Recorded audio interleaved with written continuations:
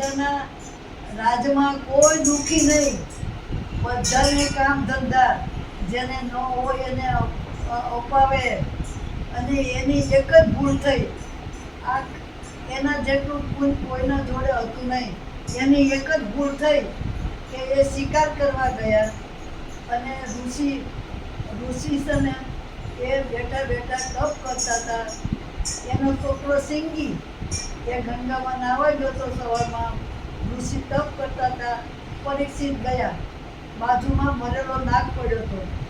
તો પરીક્ષિત ગયા તો કે મને તરસ લાગી છે, હું શિકાર કરવા નીકળ્યો છું. એ ઋષિ, તું મને પાણીનો ભાવ તો પૂછ, હું કોણ છું? હું પરીક્ષિત રાજા છું કે અને તું ઊભો થતો નથી ને મને પાણી નથી આપતો. પછી કે એ ઋષિ તો ધ્યાનમાં હતા અને તપ કરતા હતા, લીન થઈ ગયા હતા ભગવાનમાં. ક્યાંથી આ બધું બોલ્યો સાંભળ્યું નહીં અમને. અમને ગુસ્સો આવ્યો ને એટલે મરેલો નાગ પડ્યો હતો ને એ લઈ અને ઋષિના ગળામાં ફેંક્યો. એનો છોકરો સિંગી નદીએ નહીને આવ્યો, જોયું પિતાના ગળાના અંદર મરેલો નાગ. પછી જેને જોયું હતું ને એ છોકરાએ કીધું કે હમણાં પરીક્ષિત રાજા આવ્યા હતા ને એને તમારા પપ્પાના ગળામાં મરેલો નાગ નાખ્યો કે. સિંગીએ તરત જ પાછો નદીએ ગયો, ગંગા માતાના હાથમાં જળ લીધું. આજથી પરીક્ષિત એ મારા પિતાનું અપમાન કર્યું, મરેલો નાગ નાખ્યો ગળામાં. આજથી 7મે દિવસે તક્ષક નાગ કડશે અને તારું મોત થશે. પણ ઈ બાપ દીકરો બે એવા હતા, ઈ કે એમ થાય. ઘરે આયા કેમ કે એને સોનાનો મુગટ પહેર્યો તો કળિયુગનો. કળિયુગને 4 જગ્યા રહેવા માટે આપી હતી ને. જુગાર રમતા હોય ત્યાં, વેશ્યાવાડે, સુવર્ણમાં, 4 જગ્યા એને કળિયુગને રહેવા માટે આપી હતી. ગાયના ને હાથીના, ગાયના ને એમના પગ કાપતો તો કળિયુગ. ત્યારે આ અમને બચાવ્યા પરીક્ષિતે કે ના કાપીશ. તો કે તો મને તમારા રાજ્યમાં 4 જગ્યા આપો રહેવા માટે. બિચારીને આ વૈશ્યને 4 જગ્યા રહેવા માટે સોનામાં આપ્યું. હવે એ સોનાનો મુગટ ભીમ અને કૃષ્ણ ભગવાન એ રાક્ષસને મારી અને એ સોનાનો મુગટ લાવી અને પેટીમાં પૂરી દીધો હતો. તો એને વિચાર આવ્યો, કેમ કે બધું થવાનું હોય ને, તો પરીક્ષિતને વિચાર આવ્યો કે આ મારા દાદા છે એને આ પેટી ખોલવાની ના પાડી છે, આમાં શું હશે એમ કે. લાઈને હું ખોલીને જોયું તો ચકમક સોનાનો મુગટ એટલે પહેર્યો. એટલે કળિયુગ બેહી ગયો એટલે બુદ્ધિ ફરી એટલે નાગ નાખ્યો ઋષિના ગળામાં અને છોકરાએ શ્રાપ આપ્યો. પછી ઘરે આવ્યા અને મુગટ જેવો ઉતાર્યો ને એવું તરત એનો અસર ભાન આવી ગયું કે આ શું કર્યું મેં, આ તો મોટું પાપ કરીને હું આવ્યો, શિકાર કરવા ગયો તો ઋષિને નાગ નાખ્યો અને મને 7 દાડાનો શ્રાપ તક્ષક નાગ કરશે. ઓહો, 7 દાડા મારા પાસે છે ને કે હું જગત જીતી જઈશ 7 દાડા. એ જમે જઈને કીધું બેટા તું રાજ સંભાળજે, આ કોઈ દુઃખી ના રહે આપણા રાજમાં. ભલે રાજનો ખજાનો ખાલી થઈ જાય પણ કોઈને દુઃખી ના થવા દેશે આપણા રાજમાં. બધું સારું કીધું, પોતાના જેવો બનાવવાનું કીધું, બધું કીધું.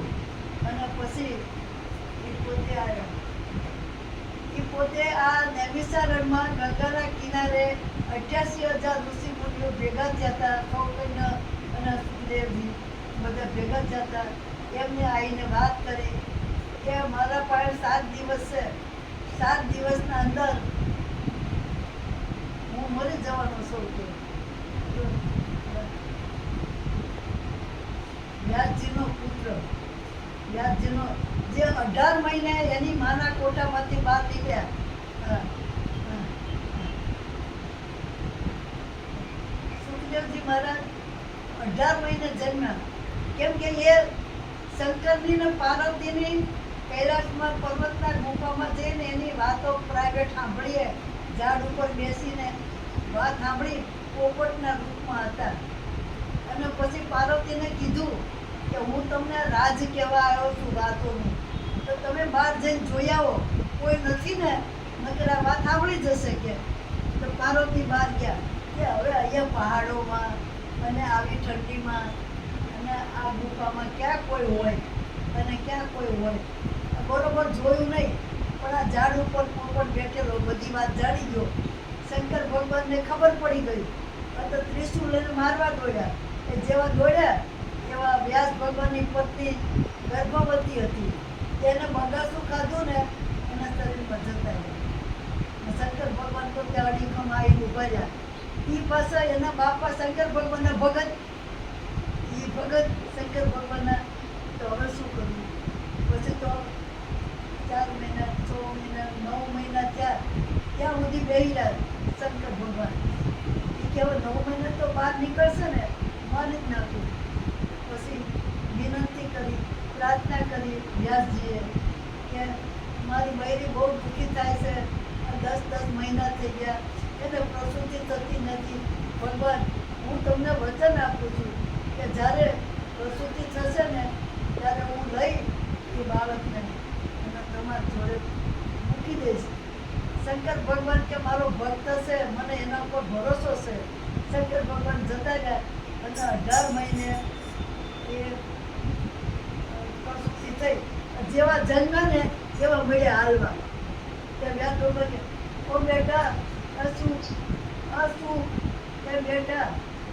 તો એ પોતે ના બોલ્યા, પણ જંગલના ઝાડવા હતા ને એ બોલ્યા, હું તારો બેટો નથી, તું મારો બાપ નથી. કેટલાય જન્મો થઈ ગયા, હું તારો બાપ હોઈશ, તું મારો બેટો હોઈશ, મારે તમારે કંઈ નહીં. એમ કરી અને એ જતા રહ્યા ભગવાનનું સ્મરણ કરતા કરતા. આગળ જતા તળાવ આવે છે, એમાં નગની અપસરાઓ નાતી હતી, કપડાં પહેર્યા વગર નગ્ન નાતી હતી. કોઈ તો સુખદેવજી તો જતા રહ્યા, કશું કાંઈ એના આમય ના જોયું, કેમ કે વિકારું નથી ને. એ જતા રહ્યા. પછી જતા રહ્યા ને ગુફામાં બેસીને ભગવાનનું ભજન કરવા મળ્યા. તેના બાપા બોલતા બોલતા ઠેઠ તળાવ પાસે આવ્યા. એ તળાવ પાસે આવ્યા ને એ પેલી બહેરીઓ નગ્ન નાતી હતી ને અપસરાઓ, એ જલ્દી મળી કપડાં પહેરવા. એટલે એને વ્યાસજીએ આમ આનું મોટું કરી અને પૂછ્યું કે હમણાં મારો દીકરો અહીંથી ગયો તો તમે નાતા હતા આવી રીતે, અને અત્યારે હું જઉં છું તો તમે કેમ કપડાં પહેરવા મળ્યા? તમારામાં વિકાર છે, એનામાં વિકાર નથી. એને તો કપડાં હોય તો શું, ના પહેર્યા હોય તો શું, એને બધું સરખું છે કે. એ જવાબ આપ્યો. પછી એનું ભાન થયું કેવું પડે. પછી સુખદેવજી જનક રાજા પાસે એને મોકલે છે જ્ઞાન દેવા માટે. એના પપ્પા કે તમે જનક રાજા પાસે જાઓ અને ત્યાં એની પરીક્ષામાં તમે પાસ થઈને આવો તો હું તમને આ બધું રાજ કહું. આ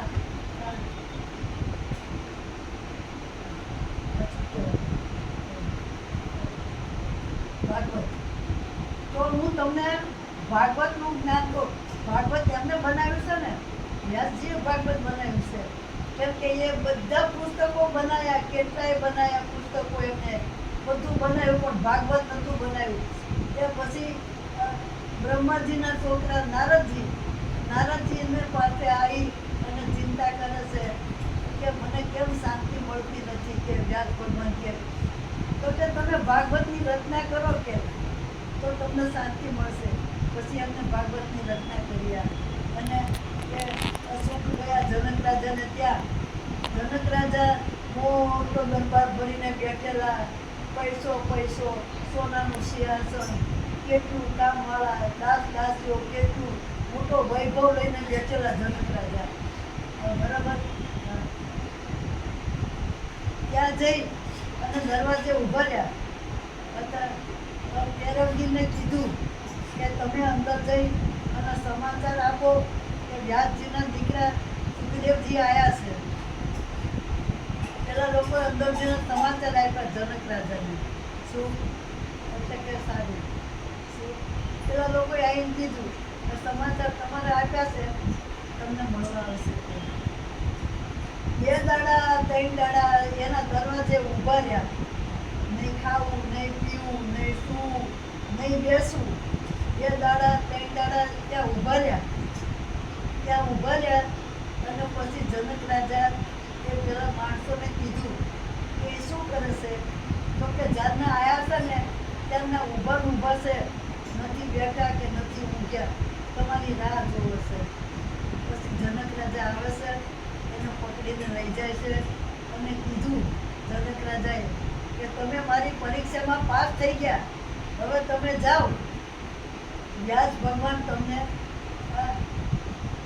ભાગવતની રચના તમને કહેશે. પછી બધી ભાગવતની રચના કહેશે અને એ જ રચના બધી